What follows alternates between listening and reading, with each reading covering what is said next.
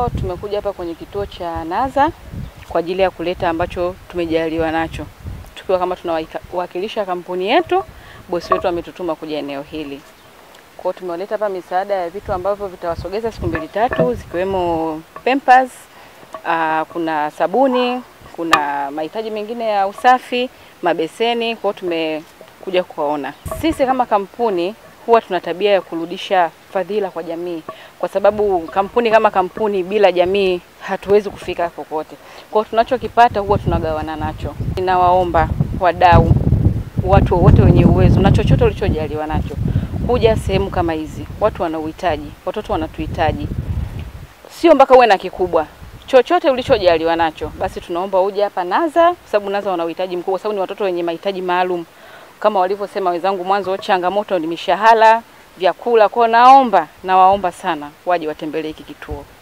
Tuna watoto 38, tumeanzisha 2021. Mpaka sasa tuna watoto 38. Changamoto tulizonazo, ili jengo tumepanga. Tuna walimu 8 kwa sababu wao watoto tunawatolea elimu ili wajione ni miongoni kama watoto wengine. Maana baadhi ya watoto hawa wanatengwa na jamii, wanatengwa na wazazi na baadhi ya wazazi wao. Kwa hiyo tunawapa elimu kama watoto wengine, japo kuwa ni taasisi. Tungependelea kuomba tungepata watu wakuja kuwatembelea watoto, kutoa misaada mbalimbali, maana kuna misaada ya Pampers, ili jengo tumepanga, mishahara wafanyakazi, na kutoa elimu kwa watoto ambao wako mitahani hawana misaada kama hii, waweze kuungana na sisi. Changamoto kubwa, zana za kufanyishia watoto mazoezi hakuna. Kwa hiyo imekuwa ni changamoto. Inafika hatua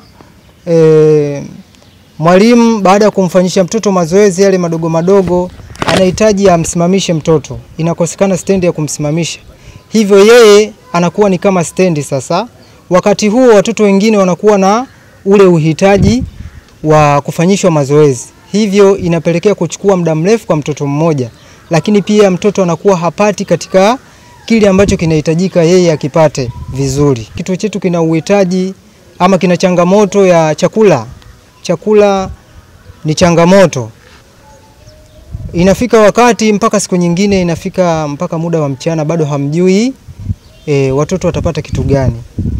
Lakini pia tuna changamoto ya mishahara kwa wafanyakazi, kama alivyosema mkurugenzi, wafanyakazi wapo 8.